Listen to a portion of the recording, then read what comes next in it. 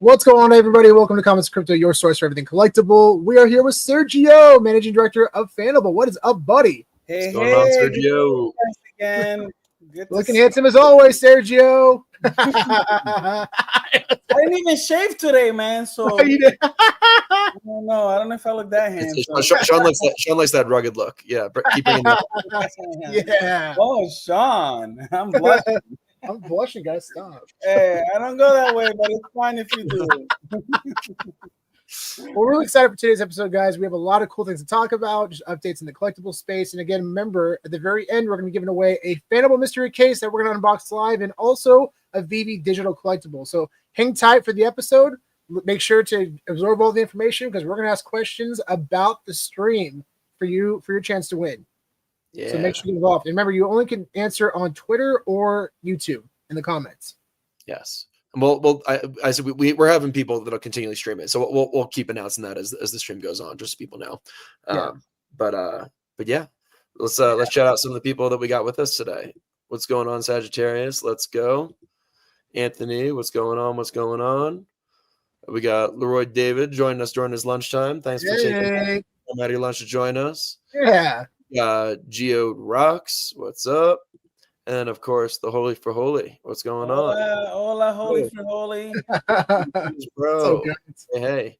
Yeah, all you guys who are joining us today, or at least let me know if you guys. Well, Sergio, you're going to be in New York too, right? Where? For Comic-Con next week, New York? Oh yeah, I am. Yeah, well, anybody who's watching today, if you're going to be in New York, let us know, and we'll hopefully see you there. Yeah. And again, big shout out to our sponsor, Fanable. Make sure to get involved in the collectibles kiosk, guys. These things are awesome. Right now, we're looking at this incredible $4,000 grail chaser. This is sick. Look at that original cover art. That is awesome. That's wild. And such an amazing artist, too. He's done stuff for Marvel Masterpieces, cards collection, and this is hand-painted art. Beautiful. By him, so it's wild. Did you know is watercolors? Do you know? I'm not. No, I don't think it's watercolor. They call mixed media art or something like that. I don't know exactly what method he uses, but it's by hand, all of it, one of one. That's amazing. Wow. And then, of course, for the 99 Hero kiosk, your chance to win Walking Dead 9.8, Walking Dead #1. This is the first appearance of Rick Grimes. Is it Rick Grimes? I think Rick Grimes. Yeah. One of the cool shows. Man, the first few seasons especially were stunning. Frank Darabont led the charge in that one, and man, what a stunner! And this is one of my favorite covers. Eminem. This must have been very, very sentimental for him, who actually was thinking about pursuing a career in comic art. I mean, he actually is an insane artist. If you look up Eminem sketches, his art is freaking phenomenal. Yeah, really, Eminem. Oh, dude, he's really rapper Eminem. Yep, rapper Eminem. Super talented artist, man. If you search some of his sketches, it's freaking phenomenal. Really, really cool. I remember when that comic was released, Sean and I were trying to figure out how to buy it, and we literally couldn't figure out. We were so frustrated, we couldn't figure out where to buy it, and then we just gave up. And then the next day, they were already selling for $2,000 or whatever they were. And we're like, come on. Yeah. And we're definitely going to talk about the secret drops in a bit, guys. What a fun twist that was, and we'll dive into that in a little bit. But again, remember to hang out towards the end because we're going to be giving away a Fanable mystery case and also a VeVe digital collectible. Yeah. So let's give some updates on Collect Token. Man, we saw a little bit of a boost today, man. It's pretty awesome. Yeah. Today, I mean, maybe I don't know if you have it. Pull up the chart, but we had a big boost in price today. I mean, I don't know where we're at right now, but we were up 100% or something like that earlier. Down to 90%, 96% on the 24 hours, but not too shabby. Wow. We had I guess kind of explanation for that. One of our strategic partners that we're going to be announcing soon for the token that we're going to be doing and collaborating on a lot of stuff going forward. They actually purchased something like 4% of the supply of the token. So we're going to be continually collaborating with them. That is somebody who is going to be a long-term holder and long-term partner, not somebody who's just kind of buying for strictly investment purposes. Excited to have them on board, and that is why that God candle happened today. Really excited that we have that partner on board that we will hopefully early next week we'll be announcing. But yeah, we have a really cool collaboration that we're excited to do. It's going to be an NFT related collaboration, kind of co-branded with Comics and Crypto. But but yeah, I guess some other just general announcements. Yeah, we did a token buyback earlier this week of about $500 worth of our token that we are going to be using for business development, partnership development purposes. Can be using that token to give back to the community in any way we can. So yeah, just trying to use that to also work with partners. And an example I gave last week or earlier this week, which would be like a really cool stretch goal, I think, for us is being able to work with somebody like CGC Comics and give them, let's say, 1% or 0.5% of the token supply, in exchange for a long-term, partnership where they're able to give us, 5 or 10% off of grading, in perpetuity for our holders or something like that, where they're incentivized because they own the token. And, if the value goes up, they get the upside of that as well. And so, they're incentivized to cross promote and all that. So, those are the type of things that we plan to use our token for that we've been buying. I think we're up to something like 3 or 4% of our token that we've bought back at this point. We plan to use for things like that. We announced a new utility on stream yesterday with Roach Writes. If you didn't get a chance to see that stream, really, really awesome conversation that we had about digital collecting and about really specifically comics. We also, promoted the comic that he's dropping, but the whole first 40 minutes of the conversation was just a really deep discussion on comics and digital comics. Really awesome discussion. I had a lot of fun talking with him. He's going to be releasing basically a 4-part drop on like 4 different platforms next week, but we're going to be collaborating with him specifically on the drop on Mallow Art, which is an NFT platform on Solana. But he's going to be releasing a bunch of comics. I think it's 500 comics, I believe, but there's 7 different variant covers, and a certain percentage of all of those covers also have a phygital redemption as well, which it says it right on the comic that is also a phygital redemption. He's doing a really cool drop, but we're doing a whitelist for them. So we're going to probably tomorrow start collecting from our community, basically, the information for the whitelist spots, and that gives you early access and also a discount on that as well. So yeah, we set up a Discord server where basically we're doing all the token gating on Discord with Collabland. Collabland is basically the industry leading token gating bot on Discord. I think they maybe also do Telegram as well, but definitely on Discord. I've been using them for years, but it's read only. And it basically takes a look at your token supply. You connect your Fanable wallet or whatever wallet you're using on Solana that has our tokens in it. And then from there, it basically gives you read-only access to the server. At some point in the future, we might enable chats and allow, once we have more, capacity to actually do moderating and all that. We have a lot of stuff we're working on right now, but once we have that capacity, we'll probably start adding some token gated chats and stuff for people to build, community within the Discord as well. But for now, it's just read only. And in that read only section, which is token gated, you'll be able to get access to all the different utilities that we're lining up for you. So you'll be able to get your discount codes. You'll be able to get promotions for, this. We'll probably be doing like basically just a Google form for you to give us your address and sign up for the whitelist. And then you'll have access to go on mal.art and get that. But yeah, a couple other things this week. We gave away a Todd McFarlane NFT to one of our holders on stream. We're going to be doing a bunch of more stuff like that for our holders. We're going to be announcing a new sponsor this weekend, which we're very excited about. So more in tune there. And then, really just doing a bunch of different things for, just building the token, trying to get more partnerships, trying to build as much utility as possible. But yeah, apologies if I'm a little scrambled today. Today's Yom Kippur and I'm fasting. So I'm a little, I haven't eaten all day. So you're doing great, bud. Yeah. Thanks. And you can see we did, we definitely jumped up from our 16K market cap to 40K and with minimal retraction. Which is great to see. Yeah. Hopefully, we can get some good organic growth from here. So yeah. Exciting stuff, guys. Yeah. And speaking of which, here we got Roach Writes in the house. So, what's up, Roach? Thanks for joining us today. I'm glad. Check out that stream if you haven't gotten a chance. That was a really, really awesome discussion, really awesome stream. But more details on the whitelist coming soon. And thank you, Grannis and Shalom Omi. Appreciate it. So transitioning to some awesome news. The Simpsons are coming back to theaters with a brand new film in July 23rd, 2027. It's been almost 20 years since their previous film was released, and I believe this is a screenshot. I'm not sure if it's from the movie. I think this is actually from the movie, but I'll not wait another 20 years to make another movie. And they're not lying. It's like a few days before. So it's almost like the Simpsons predicted something again. It's like they predicted it. Yes, wow. It took so long to make a sequel, huh? Yeah. It's a lot of work for sure. So excited to see that one. It's gonna be awesome. New poster for Zootopia 2. This is one of my favorite Disney films of all time. So excited for the sequel. I am just through the moon for this. I'm so pumped. And this film is going to be released next month, November 26th. Really excited for that. And of course, in about a week, Tron 2 comes out. I've never really been a huge fan of Tron, but this film looks amazing. It looks really, really good. I never saw the first one. I saw the original. I saw the original. I never saw the new remake. Yeah. But I definitely plan to see this in theaters. It looks freaking fantastic. So just want to give you all a heads up on that. Some cool news about Clayface, the film that's going to be released next year.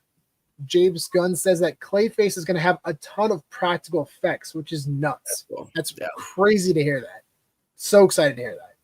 I mean, for reference, guys, visual effects doesn't always stand the test of time. You watch films from 20 years ago, it doesn't really hold up as well when it's usually just effects heavy. However, when practical effects are used, really, really stands the test of time. Lord of the Rings, great example. Surprisingly, a lot of practical effects.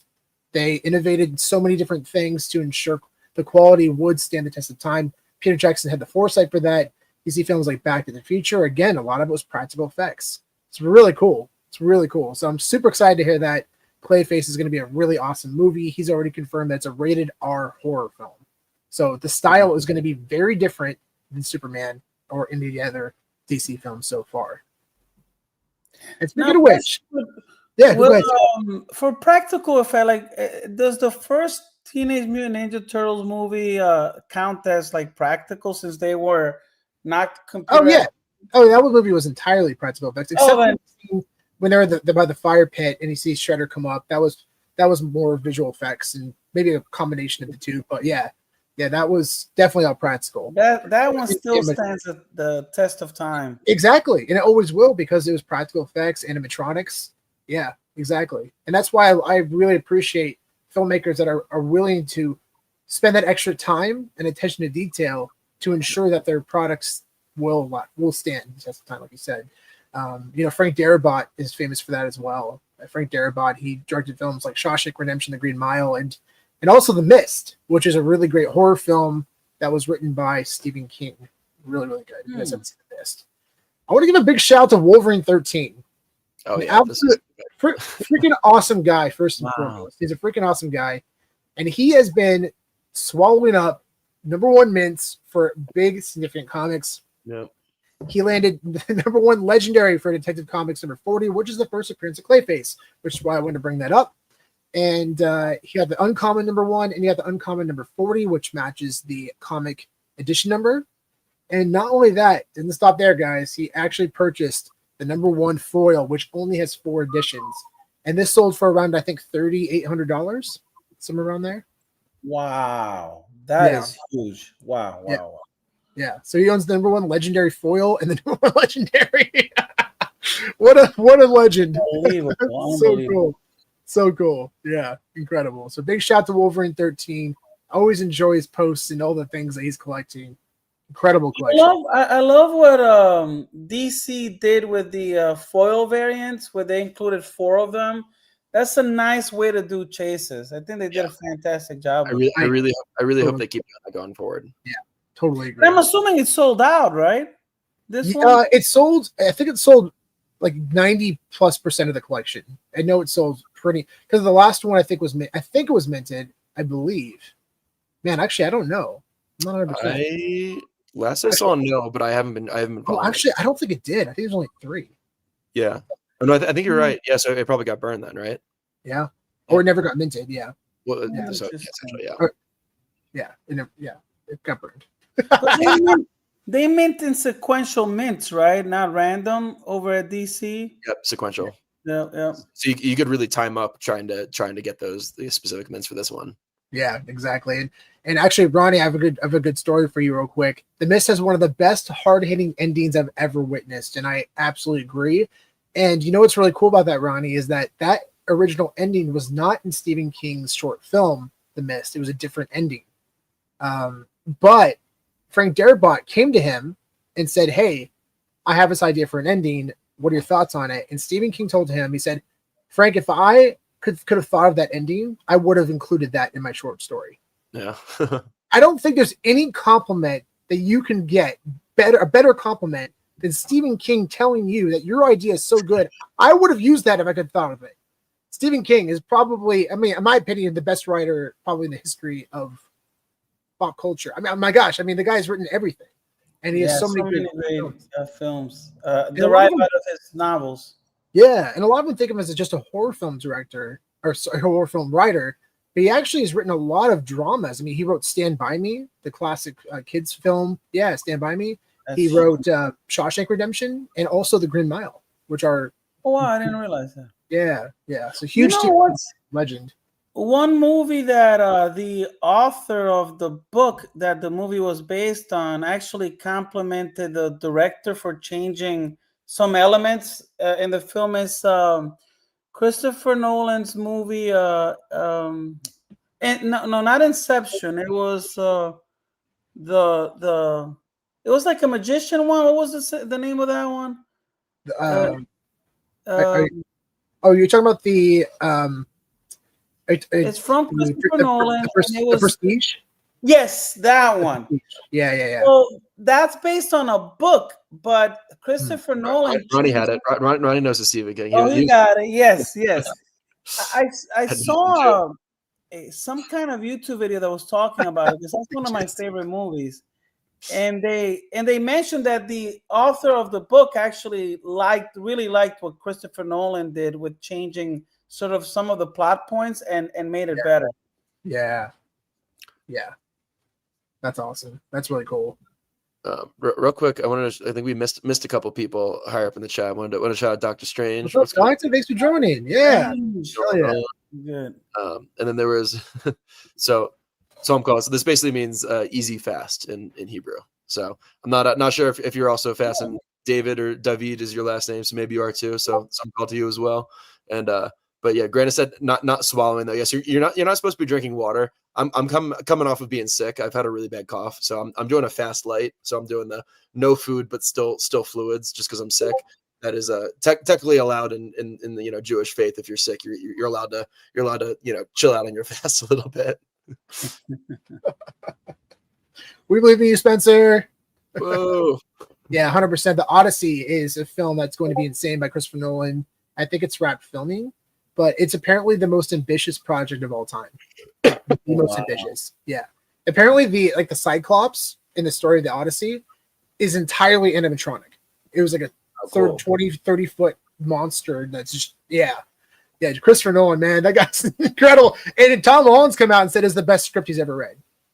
Wow, is that based on a book too, or is it like an original? Oh yeah, it's based on Homer's The Odyssey. It's written like okay, got it. Oh wow. And there's been multiple iterations of it, including what was the Coen brothers did a film called Where Art Thou?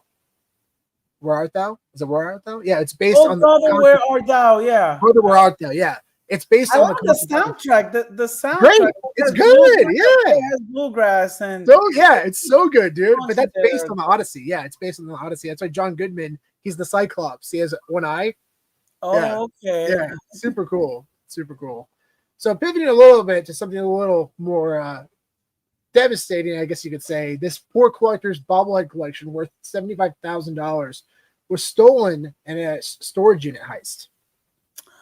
Oh, Within a day, police detained one of the suspects, but many of the items are still missing. Among them, a 3-foot Kobe Bryant bobblehead, which appeared on eBay, which is awful. Wow, those awful are big bobbleheads, huh? Yeah. Awful news, obviously, but I want to make sure that this gets out there. I want to help spread the word in case anyone has a connection to it or knows about it. Just do what I can to help. Yeah, that's devastating stuff. So hopefully that he gets it all back and everything's okay. But yeah, that's really upsetting. And especially these one of a kind collectibles. It's like, where are you going to sell them? Like, what do you think you're gonna? You think you're gonna get away with it with social media today? No chance, dude. I mean, it also just shows how careful you have to be about like posting what you own and also like the location of where it is. And it's like people can find your address. Like this kind of stuff can happen to you. You can totally get targeted if people know you have valuable stuff in your house. Exactly. Yeah. Gotta be really careful. Yeah. So hopefully it finds it and everything works out. But I want to make sure we shared that. And speaking of Kobe Bryant, I wanted to share this news. This is really cool. CGC Home Video is now grading for your consideration DVD sleeves. Yeah. What are DVD sleeves? These are for your. We talked about for your consideration Academy tapes. We have here's an example right here. So it shows like, there we go. Like Lord of the Rings, for example. You know, and you have the Academy for your consideration. The different categories are on the back. And we look at these as very significant collectibles that represent the film, a significant moment in film's history. And as the years went on, the medium changed from VHS to DVDs. And now they distribute them in DVD sleeves. And they still do them now today. They stopped sealing them, I think, in 2014 or 15. But this is an example of Dear Basketball, which, by the way, guys, if you have not seen this, it's Kobe Bryant's Academy Award-winning short film. He's the only athlete that has ever won an Academy Award. It's 10 minutes long, right? It's about 5 to 10 minutes long. It is absolutely beautiful. I'm gonna be honest. I bought this because I'm a Kobe Bryant fan, so I bought these, but I didn't see the short, and I saw it, and I freaking wept, man. It is. Yeah. I mean, it's a powerful short. Yeah, you can see it on YouTube. I'm pretty sure, right? Yeah, it's on YouTube, Vimeo. You guys can check that out. Just type in Kobe Bryant, Dear Basketball, and he narrates it. It's about his own personal journey to becoming the man that he ended, the superstar that he became. And it was directed by legendary Disney animator Glenn King, and it was also composed. The music was composed by none other than John Williams. Mm-hmm. John Williams, probably the most famous composer in history. He's done Star Wars, Indiana Jones, Harry Potter. The list goes on and on and on. He's the goat when it comes to composition. So, and it's only like maybe 10 minutes long. That's it. Like that's it's a short film. Yeah, so it's an animated short film, and this is what it looks like. So if you look right here, there's the DVD sleeve. It's like a lot of empty space, but there's the DVD sleeve. Wait, but the DVD is a cardboard inside, right? Yeah, it's still sealed. Yeah, so it's still sealed. They grade the seal. Here's another example. And the seal on these is really just a piece of plastic sticker. It's over the side. This one actually is not. It's entirely sealed.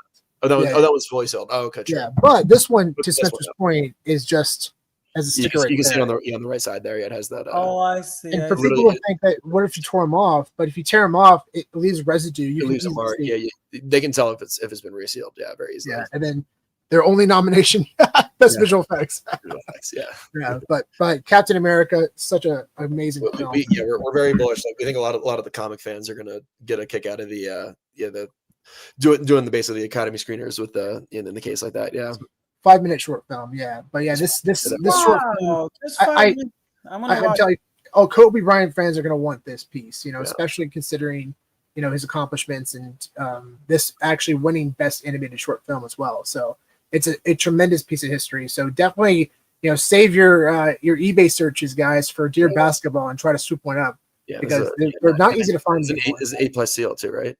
Yeah, and there are fraudulent copies out there. They're came in DVD cases, which we actually bought, and they were fakes. So it has to be a sleeve like this, and it's got on the back. You see right there the plastic. There's like a seam down here, which you can't really replicate easily. So 9.6 grade is pretty phenomenal. Yeah, but it worked. It's good. Really busted in this one. All right, let's see, where were we? Insane news, guys. Tony Hawk's skateboard, the one that he used to land the first ever 900. Absolutely incredible. Just sold for $1.15 million at Julian's auctions. More than double. Holy absolutely incredible. The auction took place at the Luz Hollywood Hotel and also featured his helmet, sneakers, and knee pads. Each selling.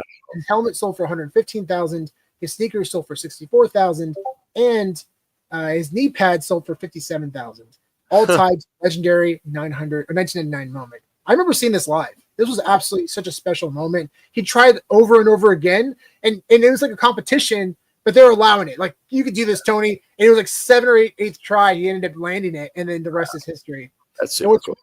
Very cool. And what's really cool about this is that Hawk confirmed that the proceeds will support the skateboard project, his nonprofit building public skate parks in underserved communities, turning a piece of skateboard history into renewed infrastructure. It's incredible. And Hawk even said that he hopes the buyer truly appreciates it, and that's not just a flex. I mean, it's one of those things that really deserves to be in a museum. You know, totally. So hopefully, and also was a flex, but yeah, it's definitely a flex. But that is so cool, man. I mean, one of the games that I want to buy, definitely want to buy soon, is Tony Hawk Pro Skater PS1 with a security label, first print. That to me is like, that's my nostalgia right there. It's Tony Hawk Pro Skater. Such a cool piece. And by 900, is that like the length of what he skated, the ramp or something? It's 2.5 loops. Yes, the number of rotations. Degrees right turn. Here. So 1, 2, and then a half. Yeah. Oh, I see it. Okay. It's a 720 plus a 180, which makes it 900. Yeah. What's crazy is that today the standards have changed so much. There was a 13-year-old kid that had landed at 1080. Yeah. Beyond the 900. Yeah, beyond the 900. There's like 1260s now. It's nuts. Yeah, I mean, same thing like snowboarding and skiing, like from what people were doing, 30 years ago, it's so beyond, the tricks are just so much bigger and so much crazier, Yeah. Yeah, because they build on what on what Tony Hawk did, right? He kind of it's easier to build on top of stuff than it is to like break new ground. Yeah, definitely. And remember, guys, again, we're going to be doing a giveaway at the very end, so make sure to hang tight. We're going to be giving away a Fanable mystery case that we're going to unbox live, and also a VeVe digital collectible. So make sure to hang tight until the very end to win one of those prizes. This is nuts. This is nuts. So this fan cut Steph Curry's used mouth guard, then sold it for almost $8,000. In 2018, Steph had just scored 37 points to close out the NBA Finals in a major win against the Cavs. During celebrations, a fan asked Steph to throw him his game-used mouth guard, and he actually did it. After catching it, he wrapped it in a napkin, slipped it in his pocket, and held it under it for years before putting it up for auction. Are you kidding me? I mean, so he tossed it at this guy. He caught it with the saliva still in it and everything. I mean, are we really surprised? Are we really surprised at this point? I mean, people are paying like hundreds of thousands. It was a few $1 million for a banana on a wall. Steph Curry's mouth guard? That's not a far fetch. He's the GOAT. That doesn't seem that weird to me. Yeah, he's one of the GOATs. I don't know, man. Give me a Hulk 181. I'll take that over this. Yeah, that's for sure. This is wild. It just shows how wild the collectible space is getting. And speaking of which, I was going to say, real quick, John, we always forget to say it. Tito saying it. Hit that like button, everyone. Thank you, Tito. Yeah, like and subscribe, guys. Appreciate you guys. And guys, if you go to the latest tweet on Fanable, if you like and retweet the stream, there's also another way to win a free mystery case. Yeah. Make sure to retweet that. That's going to be on Amelia's Twitter space. And tomorrow we announce the winner of that at Fanable Fridays. And it's the latest tweet that we posted. Perfect, guys. So go to @Fanable app on Twitter and enter. That's where you can enter. So make sure to get involved with the latest tweet. And again, big shout out to Amelia. Yeah, Amelia. And just we have a lot more people here right now than we explained everything in the beginning. I just want to briefly explain the giveaway, but yeah, we're giving away 2 items. The way that we're going to be doing it is we're going to be asking a trivia question. So pay attention to the content that we're talking about today. It'll be something based on what we talked about today on the stream. And then, basically whoever is first to put it in the chat you can enter on both YouTube or on Twitter in the chat on the live stream on either, but only on those 2 platforms. But whoever puts the answer in first that we see, because we're getting a feed of both Twitter and YouTube at the same time on our end in StreamYard. So it's whatever we see first. But basically whoever answers first wins. So yeah, definitely. This is showing a great frame of reference in terms of where the collectible market is. It's absolutely incredible. This Steph Curry rookie card just sold for $324,000. Wow. That's In 2011, a copy went for just $415. Wow. And that really defines Steph Curry's accomplishments in the NBA. and also validates that mouthpiece sale. So to give you context, that's a 77,916 increase, outpacing NVIDIA stock over the same span. That's nuts. That is wild. That's Is crazy. this a one of one? This card? No, I don't think so. I think it's like a one of. I think it's a one of like 5 or 6. Yeah, it would say one of one on there. So it's definitely not a one of one. I don't see a number on it, but it's like a one of. Might be a one of 25 or something. Wow. But there's probably not a lot of. A lot of them are probably selling packs. So yeah, absolutely nuts. This is a great story. So this soldier grabbed the last dented blaster box. A blaster box is like something like this, like a tiny little box, and with like 5 or 6 packs of cards in it. And he bought it from a local shop that was near the fort that he was working at. And inside was a 2025 Luke Skywalker, or it was a Luke Skywalker. So the pack was 2025 Topps Chrome Star Wars, but he hit the Luke Skywalker one of one auto. Wow. A one of one auto, and this card will probably likely fetch 20K plus based on resales I've seen from the past. That's an estimate on our end. But yeah, absolutely incredible and super cool to see that happen. We're seeing a lot of breakers get a lot of opening packs and getting a lot of cool stuff. But I love it when it's like somebody who just buys like one and then they land it. Yeah. Especially for. He looks like a nice guy. I'm gonna be honest. He looks like a real nice guy. So I'm pumped. Yeah, I'm pumped for him. Yeah, I have a friend. A big shout out to a friend Luke, who's also in the military, and he's a huge Star Wars fan. So I sent that to him and said, "You're next, Luke. You got to buy some blaster packs, dude." Speaking of Sean, did you land anything in any of your Topps Chrome boxes? So I got a couple things, yeah, and we'll talk about that in a sec. Actually, I think I have a. Did you get that Woody signed Woody? Did I get the? No, I didn't get the Woody. No, I did not get the Woody. I didn't get shit. I think I do have it up, but anyways, I got this Sarge out of 50. Oh, sick! Oh, out of 50. Wow. Okay. Yeah, I've been pretty lucky on these blasters getting numbered cards. I get any numbered cards. Prince Charming out of 150, I think. This is 150 Prince Charming. Nice. And then this is one of my favorite ones, Cheshire Cat out of 150. So you see right there. Solid pulls, dude. Yeah, not bad. Yeah, no, pretty cool, especially out of blaster boxes too. So yeah, I got a couple left, and I'm probably gonna buy some mega boxes. Because it's fun because I'm actually enjoying opening this up. There's a lot of value in these, and a lot of these things are selling for a lot of money, but also it's just fun to open up characters. I'm enjoying this more than opening sports cards, dude. To be honest, like especially my fiance is a huge Disney fan, so we're just opening these up, and she's having a great time too. So, it's a fun way to connect for it. Yeah, it's awesome. Any goofy cards in there? No goofy cards yet. No goofy cards yet. They'll do Series 2 and Series 3, and yeah, there'll be more. Yeah. Wait, so in this box, there's him as a character is not in this series or something? The what? So Goofy's not part of this sort of release? Oh, Goofy's in here as well. There's Goofy cards, yeah, and there's signed. Okay. What's really cool too is that actually for the first time, they're doing signed cards from the original voice actors. Like they've done facsimile like signatures from the characters that are. I've seen those, yeah. But now they have like you said, Tom Hanks actually signs for Woody. You have John Goodman signing for Sully. You have Billy Crystal signing for Mike Wazowski. Yeah, and even voiceover actors like Goofy, the voice actor for Goofy and Mickey Mouse. It's really cool. And actually, no, they even have live action as well. Like Keira Knightley has for Pirates of the Caribbean, and even Johnny Depp. I haven't seen Johnny Depp cards yet, but there are signed Johnny Depp cards that are in these packs. So like, man, they are just crushing it. And it's interesting because I'm learning a lot about this, guys. I'm gonna be honest, it's kind of new for me, but the first time that Disney released Topps Chrome for Disney packs was in 2023 to celebrate the Disney 100. So that was the first time we've seen that. I think that series has tremendous value, or will have a tremendous value over time because it was the first, and also celebrating the 100th year anniversary. So I think there's a lot of value in those cards, which we'll dive more into in a little bit. But yeah, it's super cool. Yeah, no DuckTales. What's up, Phil? Yeah. Oh, I remember. Actually, nothing I know of. There might be.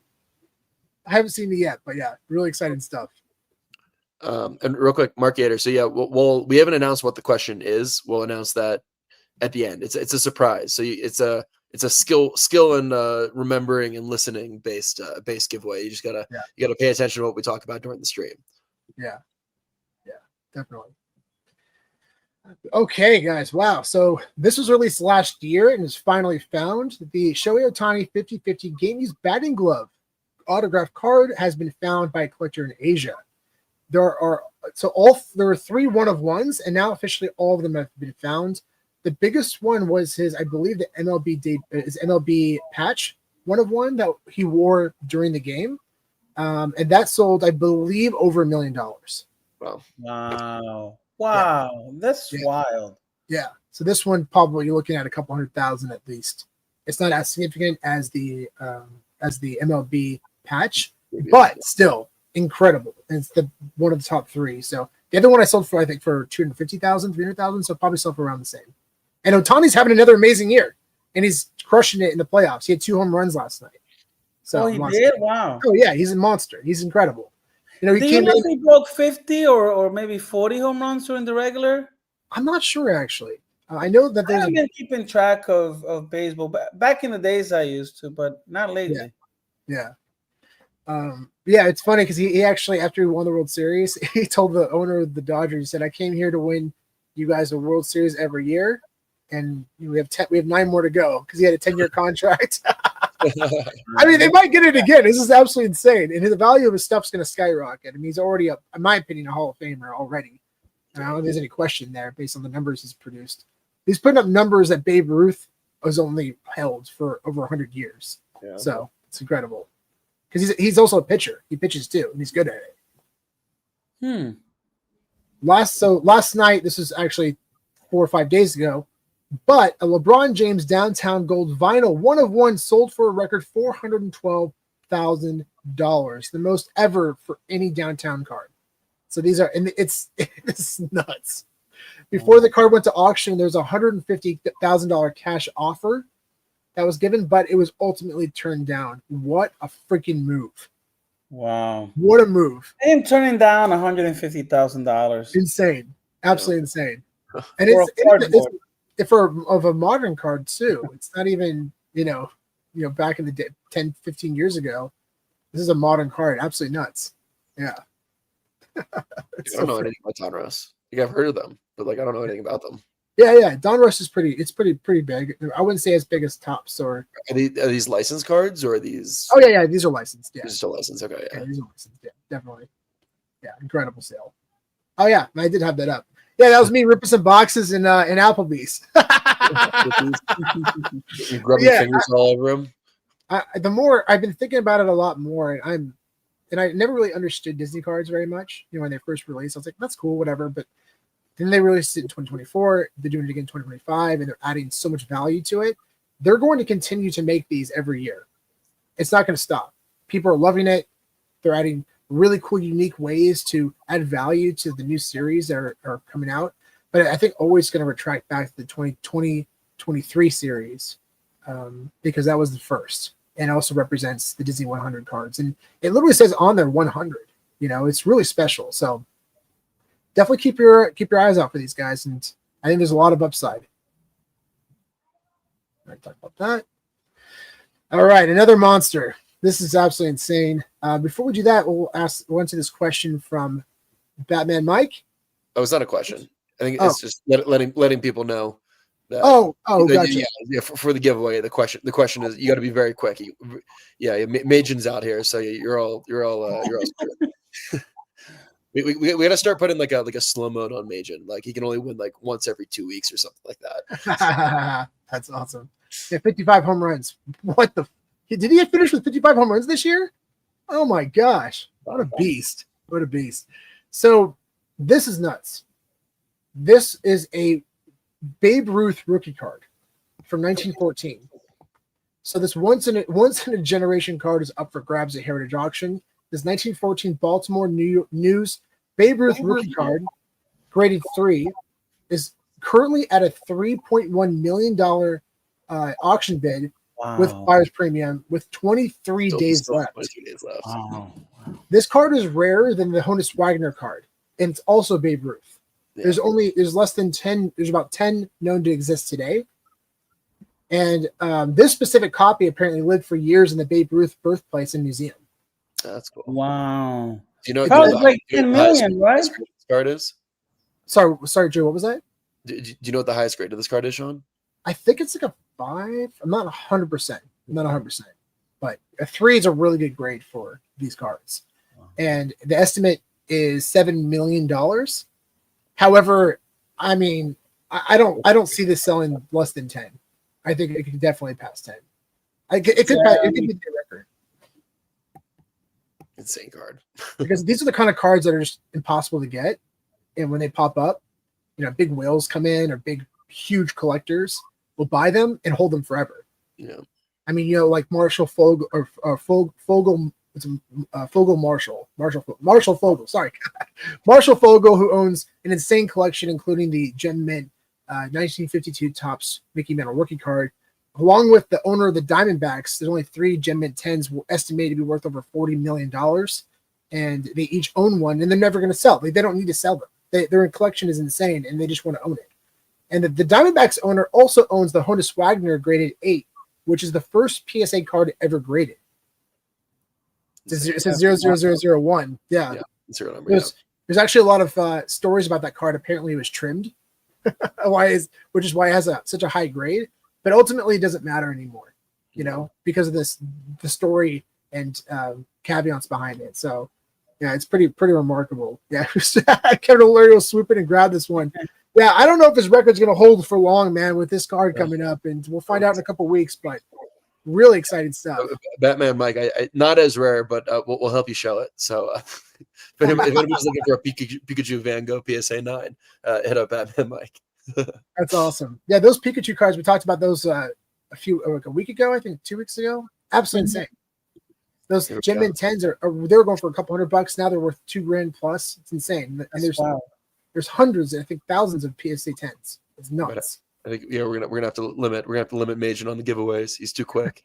Gonna have to make them tougher. Yo. You know who's another Pikachu card that's popular is that Mario Pikachu. It's also like selling for $12,000-$13,000 for a PSA 10. Wow, it's wild. That's incredible. Sean, do you know the answer to this for Phil? How much the 2023 boxes are going for? I don't, but if you just Google it, you can find out. Just go on eBay and just do like past sales. But they're probably going for a lot. I presume they're going for a lot. The one of one for that collection was the Mickey Mouse one of one, and that sold for $500,000. And that's the highest sale ever for a Disney card. And I think that kind of set the tone for that collection. And I think, at the time I was like, why would somebody pay $500,000 for that card? Now I'm looking back and saying that may have been a good deal. Honestly, the way I feel about that collection now, the way that I'm seeing where it's all going, it makes sense. And I was talking to a few people about it that are really deep in the space, and they're like, yeah, I actually kind of agree. Back then we thought this was ridiculous to pay that much for a card, but for a Disney card, but no, I mean for a modern Disney card. But yeah, I'm very bullish. So a full hobby box, which has, I think, more. How many packs are in a hobby box? I don't know. The full box, one of those sold for $2,000, like $1,950. So the hobby boxes are a lot more expensive because they have you can get a lot more inside of them. Okay, yeah. So one of those just sold for $1,950 recently. Yeah, that makes sense. So hobby boxes, and then you have mega boxes, which are basically larger blaster boxes. So he's curious, I think, just like a blaster box like this. So I mean, retail these are like $40. So, but those are probably a few hundred now, probably. Wow. Yeah, I'm seeing lots of sales on the 2025s. I'm not seeing any sales on the 2023s. So I want to give a quick update for the one of one original cover art from Todd McFarlane's Batman 423 is up for auction. And we've talked about Todd's art so much on this channel, and we just can't emphasize enough. I mean, his stuff is freaking expensive and very rare. He stopped selling his art pieces since 1992. They're very difficult to get, and they're very expensive due to scarcity. So you combine scarcity and popularity, and you got Todd's artwork. And I mean, there's some covers that are incredible, but not significant comics that have sold for $500,000 to $1 million recently. But this one is arguably one of his biggest grails. This is one of his most recognized covers ever. Yeah. Next is ASM 300. cover, probably this one is definitely up there in terms of his most popular. I agree. I would say the only other cover that I think might be more valuable than this would be ASM 300. And we actually know the person that owns it. The ASM 300 cover? Yeah. What? Yeah, he also owns Ultimate Fallout 4 as well.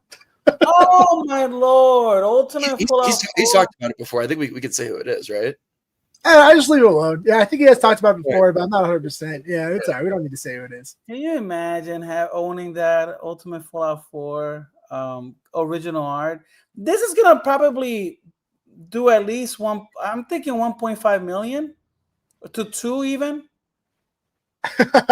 So real quick, we'll come to estimates in a second, Sergio. But big shout out to my buddy Brian, Comic Web. If you're not following him on Instagram, make sure to do so.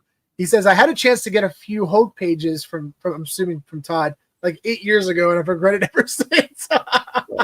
Why would you regret that? No, but you regret not getting them. Because he had a chance to get them, but he didn't get it. Oh, he didn't actually get it. Oh, I've had the ASM 300 cover in my hands. Yeah, so Brian introduced us to this collector that owns it, and it's just very impressive. And I mean, because isn't the old-time record, I think, for a comic book original art was like the Spider-Man in black costume, which I think sold for $3 million. Yeah, years ago. Yeah, a couple years ago. And even then, everyone lost their minds over that sale because they were like, this is insane. But the comic art, I think the market cap for the entire comic art market has definitely increased significantly since that sale. So I mean, this is like coming at the right time.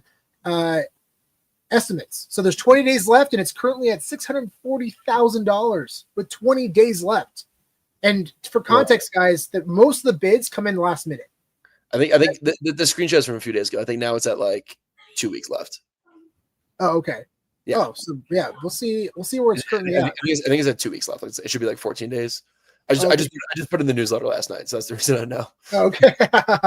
I'm gonna check right now, real quick, guys. Tell me your estimate. 1.5 to 2, honestly. I think 2 to 3, probably in that range. Oh wow, yeah. I mean, honestly, I could see that too because I mean, I think maybe you can count in one hand Batman books that have a more popular cover than this.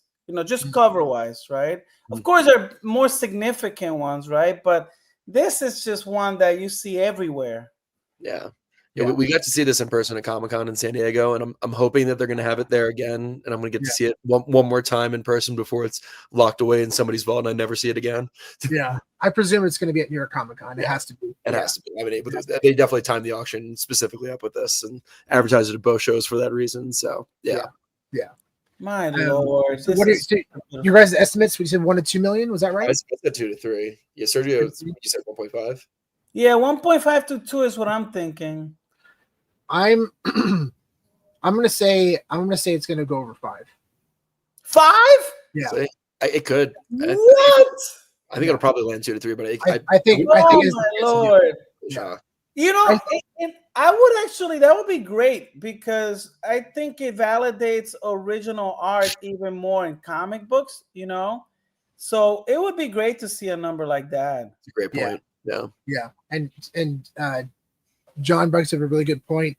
This is Todd's one and only Batman cover. It's a huge milestone. He did Detective Comics, but never Batman except this one. That is a really good point that I wasn't even thinking about. I didn't know that. I didn't know this. Great tidbit there. I appreciate you, John, for that one. That is freaking insane. I mean, this is, again, his work is really, really hard to find, but also significant pieces like this. This is once in a lifetime potentially for anyone. We just had like the Frank Frazetta sale was what, like 12 million, 13 million. It was It's like people are spending that kind of money on original comic art. So yeah, and those are more pains too. But even then, well, I know it's a little bit different, but still, it's similar world. I think this is the same totally. World. Oh yeah, I mean, it's still comics. Yeah. I mean, I think this checks off all the boxes in every way. And we joked about this. We wouldn't be surprised if Todd's actually bidding on this thing. Yeah. He's the kind of guy that would definitely go after it himself and try to get it back because he regretted probably selling this or getting or just letting it go.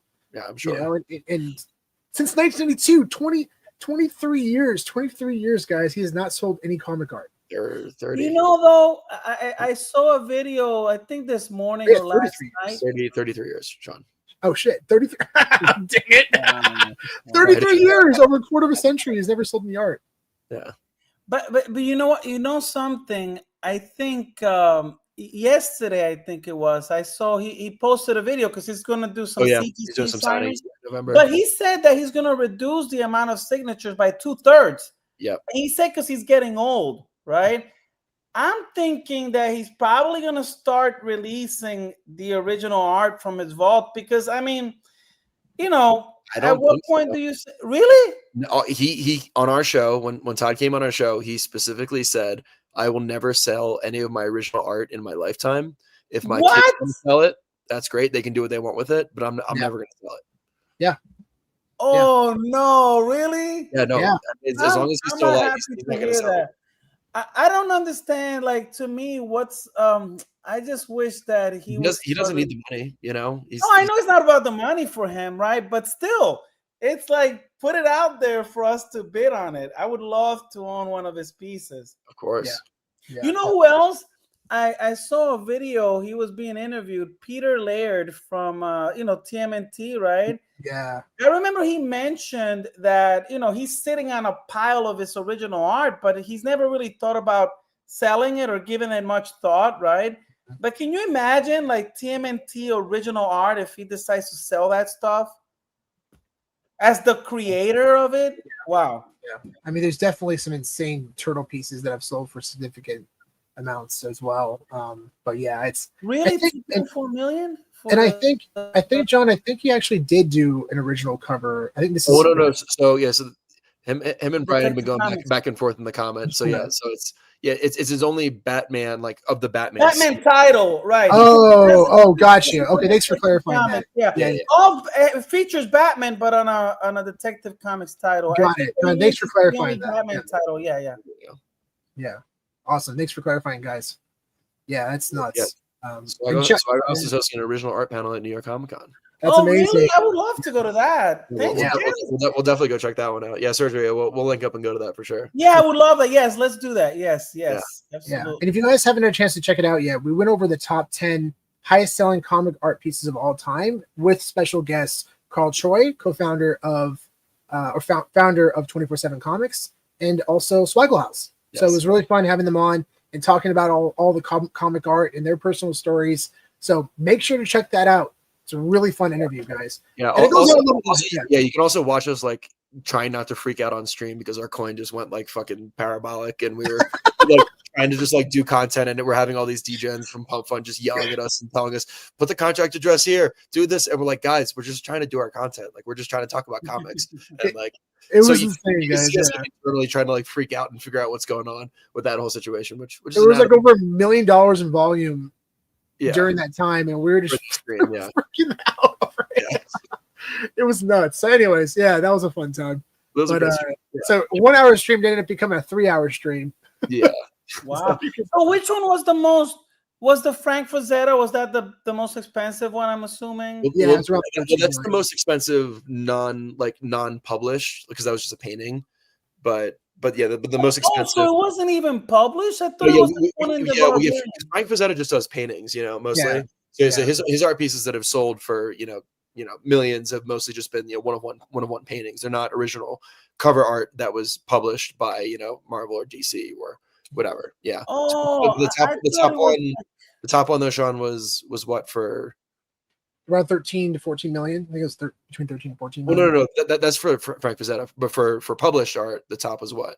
3.6. Yeah, that was that Spider-Man. Spider-Man. Do you remember what the next one was after that one? That was I think it was the Dark Knight or Frank Miller's. The Dark Knight. Yeah. Oh, I can see this getting to 1.75. If it goes for under 2 million, I will be. To be honest, I'll be shocked. I'll be shocked if it doesn't break 3.6. If it becomes the new record, like that's a steal. I think that's an absolute steal in my opinion for all the things that we mentioned. I mean, it's obviously Todd and arguably top 3 artists of all time.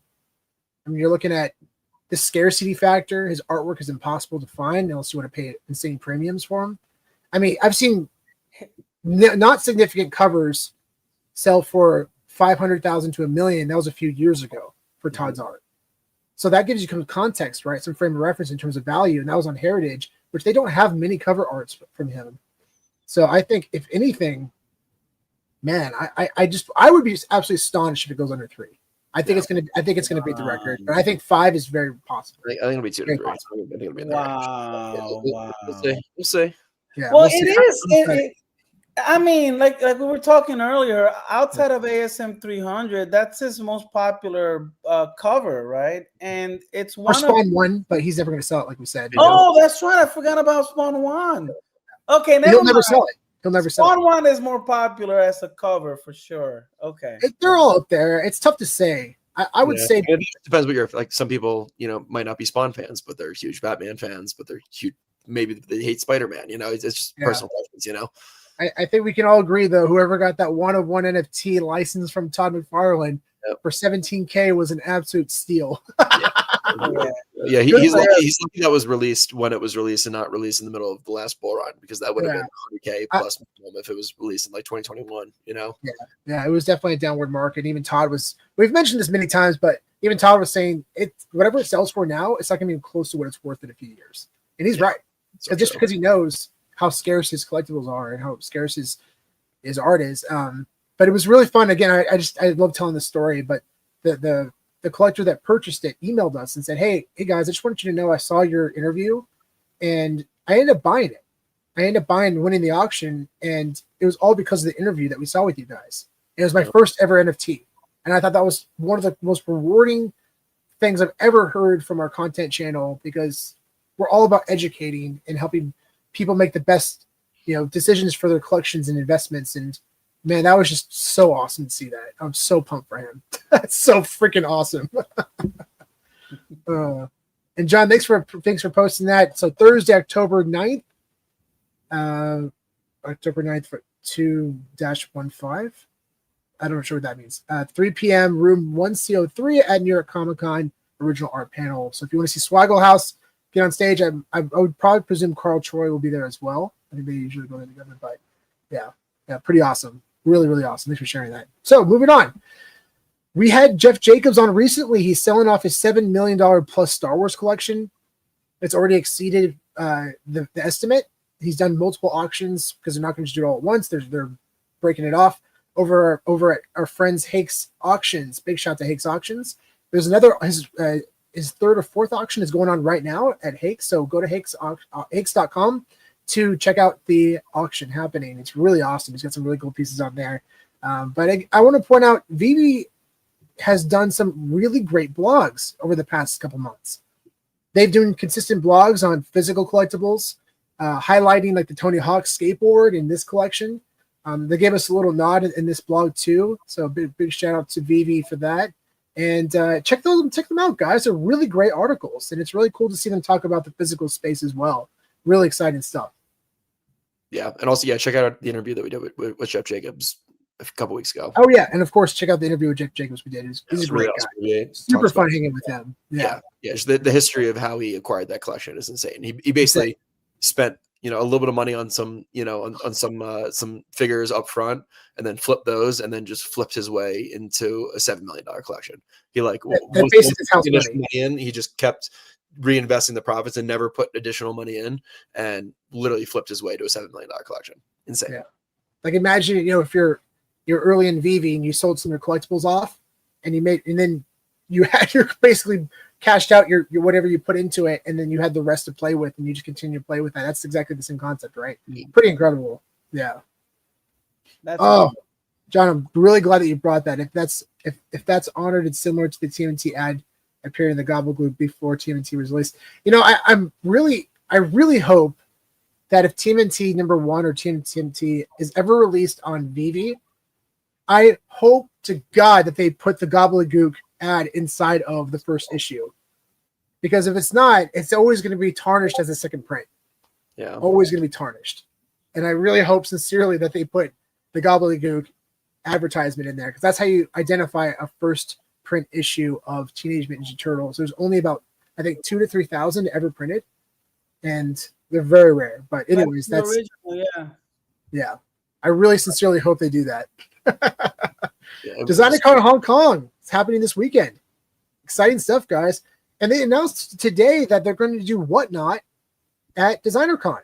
So if you want to buy physical collectibles from VeVe, you can do that on Whatnot. And they even have mentioned that you can get promo cards. The first 25 people to purchase on Whatnot will receive a DesignerCon heart collectible right here. This one. That's awesome. Love that. I saw they made an announcement about a new shop on Whatnot, right? This is related to that? Yeah. Well, so I think that they're initially launching it, I think, on Sunday, right? On the 5th, right, Sean? Yeah. Whatnot store? Yeah. Mm-hmm. Yeah. So exciting stuff. There's a lot of really cool collectibles happening here, including the long-awaited Ron English Rabbit Grin. We've been waiting for these beauties for quite some time. Really excited to see those come out, and those physicals are freaking awesome. So you have a chance to buy these guys on Whatnot. You can do it.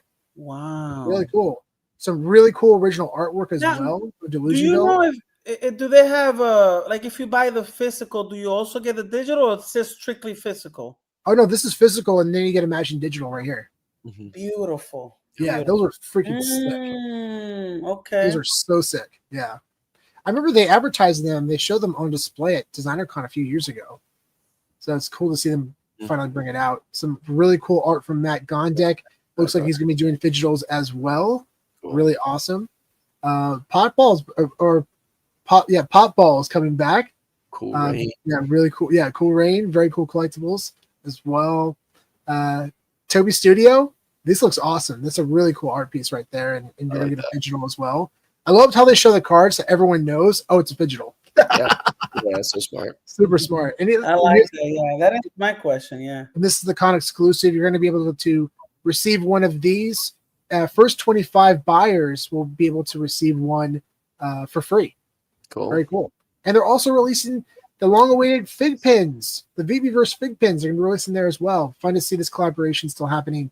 Very fun being at San Diego, or is it New York Comic Con? It was New York Comic Con.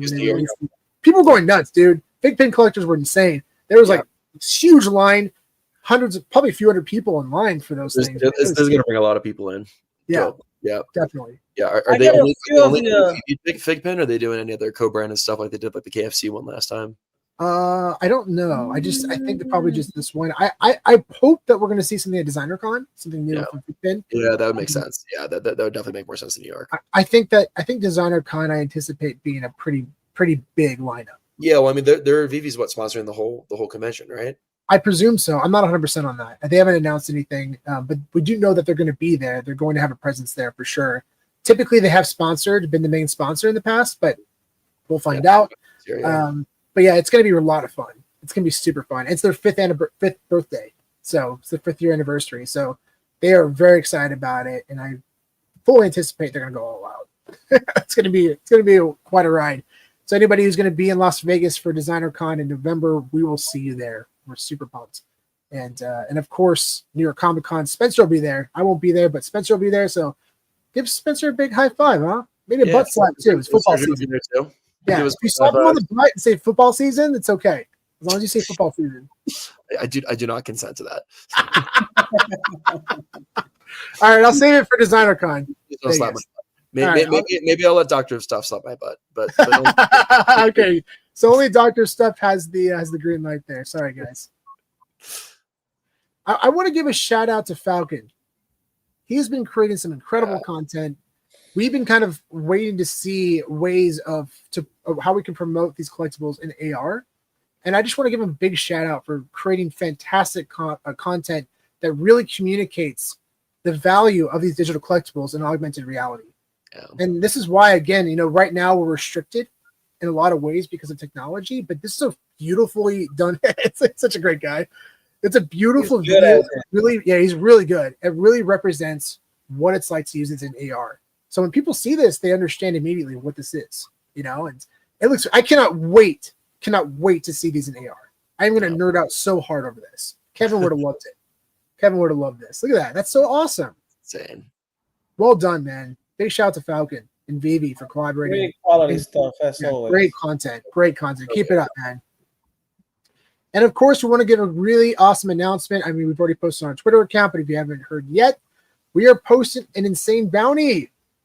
Double bounty. We want these. Double bounty. Wow. The 1980 at 1980 represents the year that Star Wars Empire Strikes Back was released in theaters. We would love to own these. The rare 1980 is also the last mint, and then the common is the 1980. I think there's a couple of 3,000 editions, I think, of the common. But there's only 2 rarities, and then you have, of course, the special edition as well. So we'll continuously mention this over the next week or so. Big reason why we're really going heavy on these. This is one of Kevin's favorites. He was a huge fan of AT-ATs. Yep. And between this and the Millennium Falcon, you know, I those are 2 that are very sentimental for us. So we would love to own these. And again, you know, if you want to keep it, it's okay. But we just want to make sure everyone knows that this is something that's very sentimental to us as well. So, yeah, very excited to see. Phil, may the force be ever in your favor. Congrats on hitting 100, man. Yeah. I think Phil was also the last 100 as well. Oh, that's special. Oh, I saw that on Twitter. Yes. Wow. I meant to give him a shout out, and I didn't have a chance to do that. So yeah, congratulations, Phil. That was freaking awesome. Yeah. He got the last mint.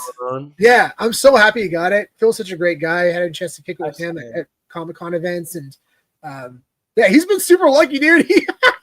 He's hit a lot of cool stuff, man. I remember in person, I don't remember what it was. I think it was the Hearts. He got number 1 one time, but it was super fun.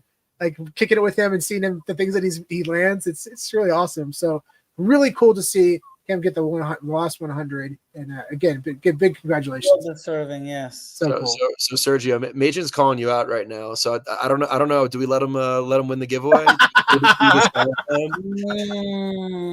don't know. I think you said Rogue One. I think that's what you said last week. I think there are. Is there? I haven't seen Rogue One in a long time, but is there ads in Rogue One? I can't remember. Maybe. I don't know. It doesn't matter. Hey, it's all part of Star Wars, guys. Give him a break.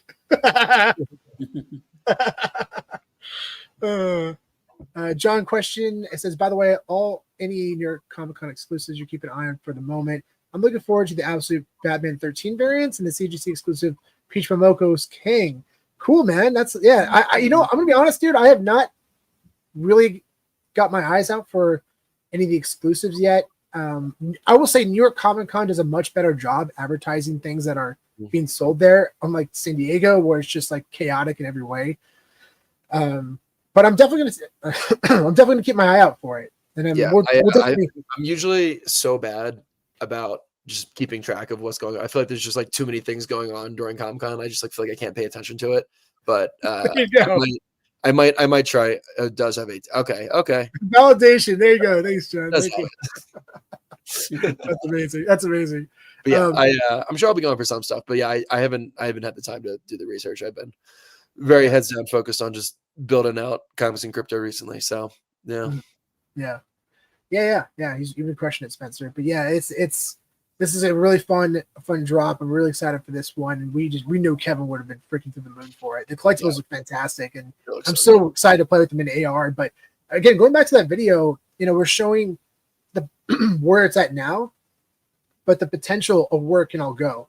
It's really tough to enjoy these fully in using your cell phones. We're limited by technology, but when technology catches up, man, people are going to freak out over this stuff. And they already are when they start to see it, but it sucks that we're just limited to our cell phones right now, but that's going to change over time. Yeah. True. Absolutely. Yeah. These are going to look sick in the VeVe-verse, 100%. Oh yeah. Yeah. And also in the VeVe-verse as well. Yeah. What's up, Token? What's going on? Yo, what's up? So I want to highlight this real quick. Last week, Fanable tweeted out this mystery. What was this? Next week, the secret is yours to find. Hidden, waiting. Next week, it's yours. And I love the shush emoji. I know. So what does it all mean? What was this? Well, it was a secret drop, guys. So Fanable has they just dropped something special without saying anything, which was really fun. Made it super secret special. If you go all the way to the bottom, right here, you click the shh emoji. There you go. Secret kiosk. There we go. Are they sold out, or are there still more left? Oh yeah. Oh, they officially sold out. Sold out. Yeah. Everything sold out. Yeah. So Sergio, tell us a little bit about this. What was the idea behind it? Because this is super fun. I didn't even know about it, dude. I was like, Sergio, what is this? Yeah. This was like, it was a lot of fun to put together too, because the mechanics are very different than what the other kiosks are. So the floor, you put $29.80, but then you get a comic that's worth at least $25 in fair market value, right? And we put a limit on this, unlike the other ones, right? This one had a five mystery cases per person limit, right? The idea behind this was really to people who are maybe hesitant to try Fanable for whatever reasons, and even the younger demographic, right? We wanted this to be a product that anyone can feel comfortable participating and not worry about the downside much, really. Yeah. In fact, this wasn't even break even at all for us. This was really a marketing expense for us, because if you do the numbers, it doesn't add up, right? Like we lose money creating this, but it was really fun to put together.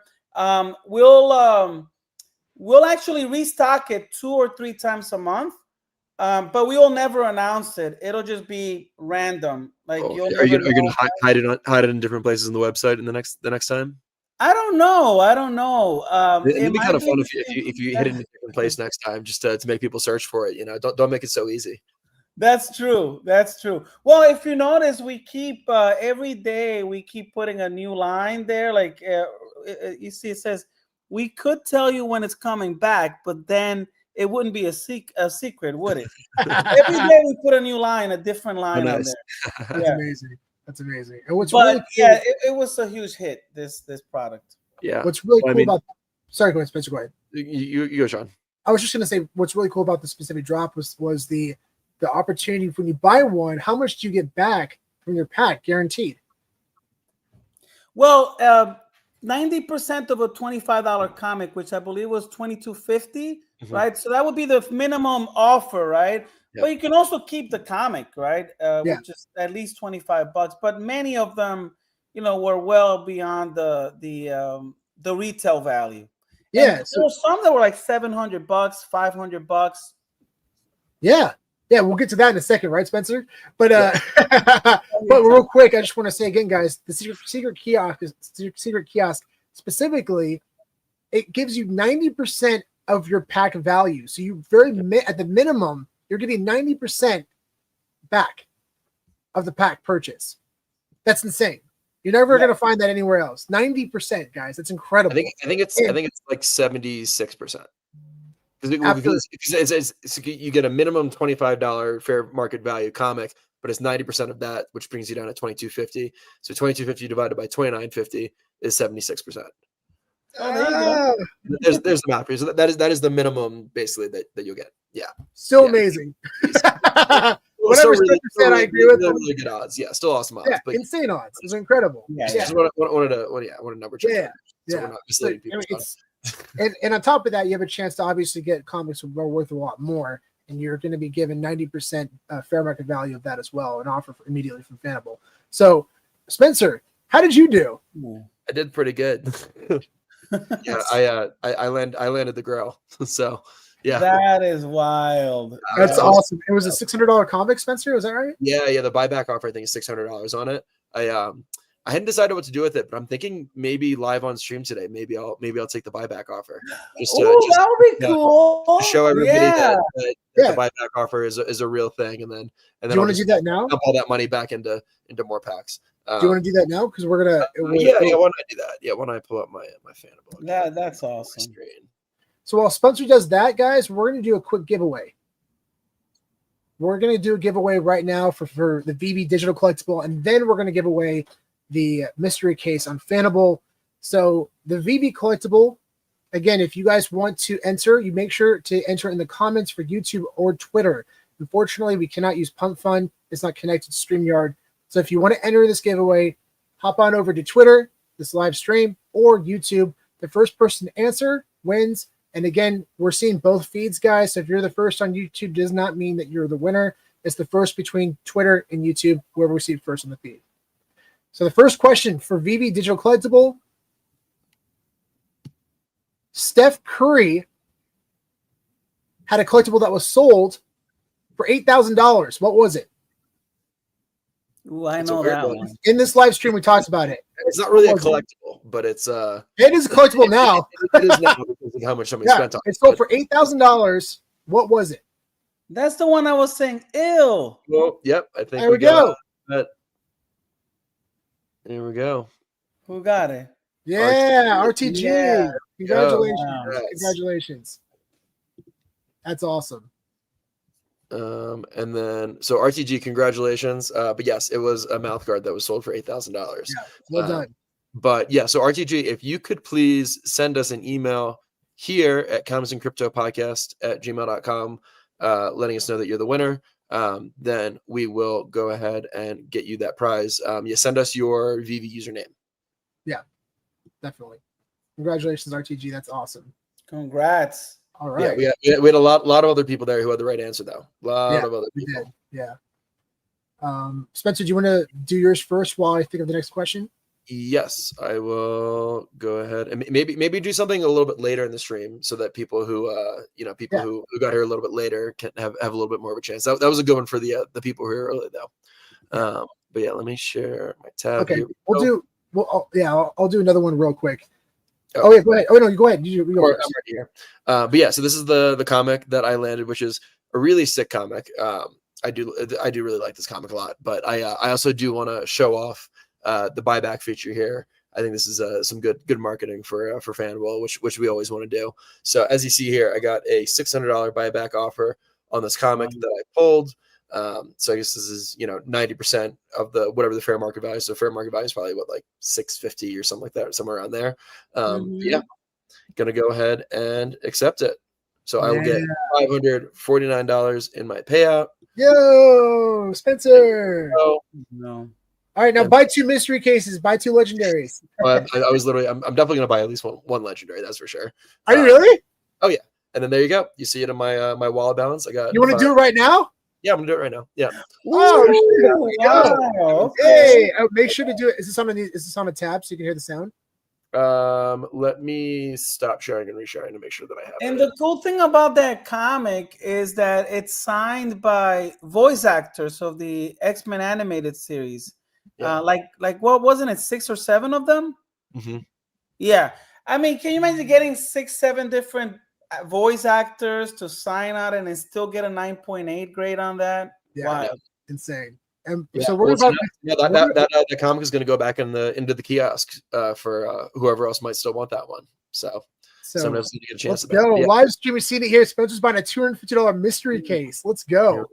Let's see. Can you imagine getting the Grail again? Oh, dude. Yeah.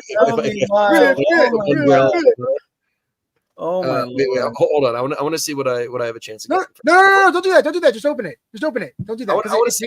No, because it takes away from this. Come on. I want to see what I'm going to get. No, this is the experience that other people are going to get, I just want to say, so I can get this Thor, the 1-of-1. Okay, so this is what I want. I want the Thor 1-of-1 painting. This painted, yes. Wow. Yeah. Okay. Sorry to ruin your surprise, Invincible Sean. #1, too. Yeah. Sean dictating what I can do with my collectibles. See what I have to deal with, guys. Oh my god. All right, here we go. Ooh. Oh, I see you still have the Comics and Crypto one from the very first public drop. Yeah. I'm never gonna sell that. All right, let's do it. Let's see what we get. All right, let's see what you got. I know, right, Phil? It's rigged if he gets the legendary. Rigged. Yeah. Let's see.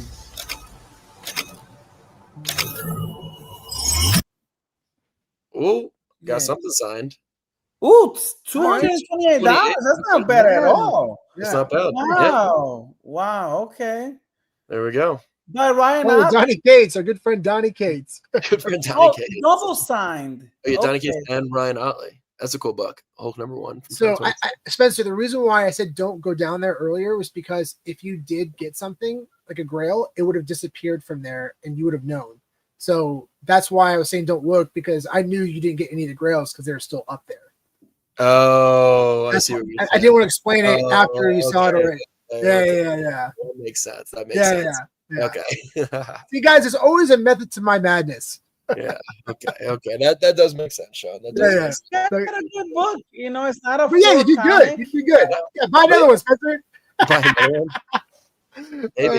That was awesome. No, I might just buy like I might buy a bunch of smaller cases. Buy some of our VHS tapes. Yeah, we're buying another one. We're buying a cool one very right soon. now. No.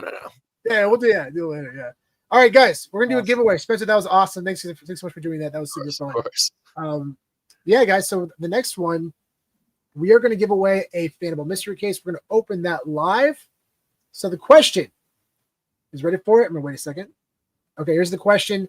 And remember, first to answer correctly will win. What is the full name of the baseball car of the baseball player that's for baseball card that's estimated to sell for $7 million? What is the name of the baseball player? Full name. Has to be full name. This one I know too. Yeah, I know this one. Has to be the full name. Ah, there we go. Hey, Who is it? Who was first? I'm seeing Doctor Strange. Let's go, baby. Yeah, Doctor. Congratulations, man. Let's go. All right. So we're gonna open up a Fanable mystery case for you right now. Let's see what you get, Doctor Strange. I just realized. Are you gonna be at the New York Comic Con, Doctor Strange? Yeah, let us know. We'd love to see you. Yeah. And Sean, while you do that, this is some cool news from WAP. Wow. It's a SpongeBob 101 just sold on eBay. Nice. That's huge. So physical, obviously, right? Yeah. Yeah, we were going to talk about that, but Topps also released SpongeBob SquarePants cards, which have been insane. Yep. Done very well. One, that's huge. Wow. That's a really, really impressive sale. That's amazing. I assume that was that a signature signed by Kenny? Or probably original, it's signature or art. Yeah, definitely. So 1 sec, guys. Gonna log in. Yeah, John, I know you're having a delay. I'm sorry. I'm not sure what to do to fix that for you. Maybe refresh the stream in the future, or maybe try joining from Twitter instead. Maybe. I'm not sure why you're getting such a delay on your side, but yeah, apologies for that. All right. So, Doctor, we have a couple options here. Let's see here. 1 second, guys. Oh, so Sean, I think you confused some people. You said full name, and so I guess I don't know if George Babe Ruth is his full name. So I think people thought Babe Ruth. Yeah, full name. Because some people probably write Babe or Ruth. It's got to be the full name, Babe Ruth. I think people got a little yeah. Right. Next time, so I apologize, guys. Next time I will say first and last name. but some people did write Babe Ruth, so but next time I will say if it happens again, I will say first and last name. Apologies. I thought it was just Babe Ruth myself. That's what I was. Good. Yeah. All right, so Doctor, we have 2 cases to choose from. We have this one, we're gonna call it number 1, and this one number 2. Which one would you like to open, 1 or 2?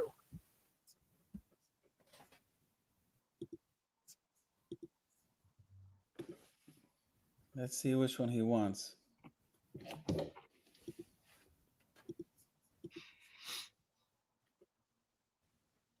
2.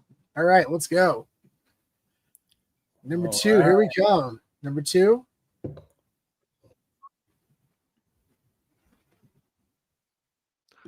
Major, I think this is the right one. Yeah, this is definitely George Herman Baysworth, Rutherford V. Wow, is that really true? That's what we were looking for. We're good. Let's see.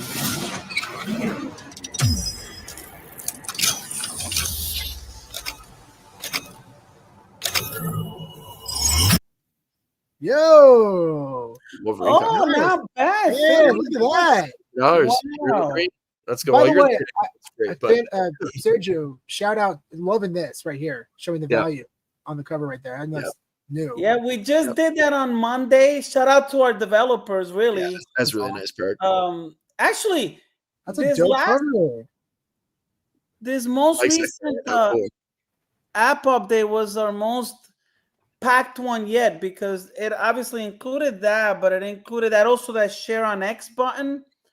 But we also integrated Web3 wallets. So now you can connect MetaMask and Coinbase wallet to make purchases. Oh, cool. Nice. Which we didn't have before. And you can pay with like any cryptocurrency basically, as long as it's supported, or does it have to be only USDC? Only so USDC. You can USDC on your MetaMask or Coinbase or any of those Web3 wallets. You can now connect them directly on Fanable.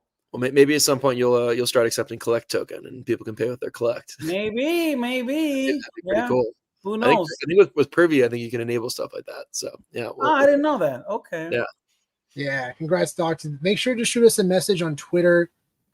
You send us your address for Fanable, and we'll make sure to get that transferred over to you. So congratulations again. Very awesome. Congratulations. Yeah, either hit us up on Twitter or you can send us an email here as well. That also works. We've talked on Twitter, so you can just shoot us on Twitter. Emails are mostly for people we haven't spoken to already or we don't recognize. So we'll make sure we're able to get a hold of us. Pretty cool. Nice. Awesome. Very cool. Awesome, guys. Well, yeah, that's great. And again, make sure to check out the kiosk, guys. There's some really cool collectibles going on here right now. Man, it's some bangers. Yeah, I don't know that. Yesterday, it was last night, absolutely nuts. We sold out the Sidekick kiosk, right? Wow. And as we were restocking it, the legendary one sold out. And so let's go. Absolutely bonkers last night. Incredible. Yeah, there's some bangers on there right now, guys. So all the grails seem to be fully intact and ready to be purchased. So make sure to get involved in those. Oh yeah, some Disney covers. Let's see some Disney covers. That'd be cool. Yeah, that would be cool. Yeah, we actually have, those homage covers from Disney. Yeah. We have a few of those on Fanable. Yeah, definitely. Yeah, those are really good. Those are fun covers, like X-Men 1 and Fantastic Four 1. Yeah, those are really cool covers. But maybe some older covers too would be really rad. Like Walt Disney #1, or was it Color and Comics? It's like one of the first Mickey Mouse covers. But they're actually pretty reasonable in lower grades, but we'll talk about that later. Yeah.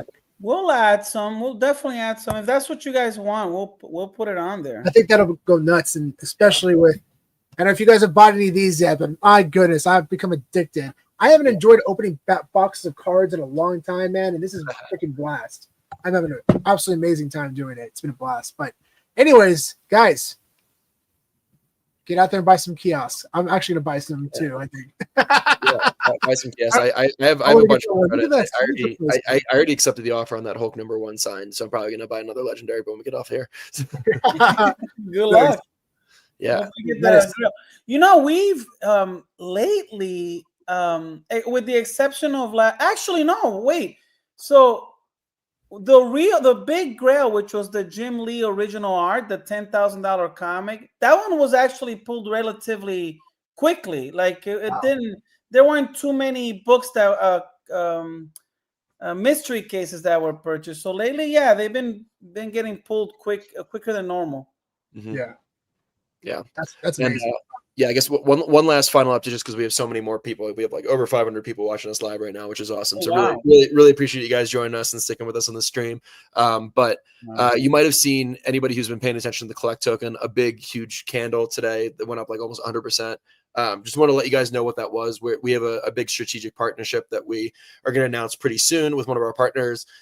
They just basically bought a big bag of the token. I think they bought like 7 SOL worth of our token that we're going to continue to use for, ongoing business development and ongoing, collaborations, doing co-branded stuff. We're going to be doing a really cool launch with them next week that we'll be announcing soon, doing some co-branded NFTs. We're really excited about that. So that's the reason why there was that big spike. That person who bought that, just if people are worried about, anybody who's interested in potentially purchasing, anybody who's worried about that person dumping on them right after buying a big bag, that's a long-term holder, strategic partner. So that's what that purchase was. So just kind of wanted to be transparent about that. We have a lot of really cool stuff coming for the collect token. We'll hopefully be launching our Discord with token gating tomorrow, so that all of our current holders can get access to exclusive perks from our partners. First of which is going to be a whitelist for Roche Wrights for his upcoming comic drop on Solana. He's doing some really cool stuff with both digitals and physicals, and some some phygital collaborations or redemptions on the Mallow.art platform. So yeah, you will have to own our token in order to get access to that. So if you haven't purchased already, grab a bag, support us and everything that we're doing. We're trying to turn this thing into a really, really cool collecting community, and really like, I guess, collecting membership program or collecting club where owning the token gives you access to exclusive benefits around the collecting hobby. We're going to be pushing as hard as we can to get as many partners as we can. My goal is by the end of the year, personally, my goal is to try to have like at least 25 partners involved with this thing. So I'm going to be at Comic-Con next week. I'm going to be running around to every booth I can, talking to as many potential partners.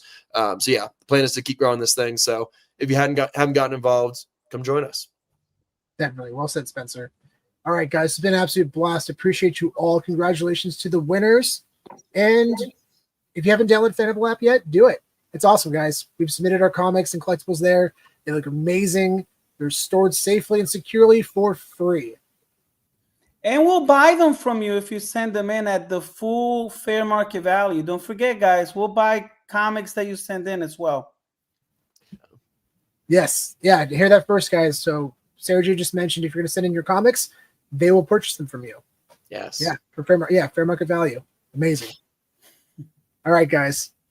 Great time. Really appreciate you all. We'll see you on the next one.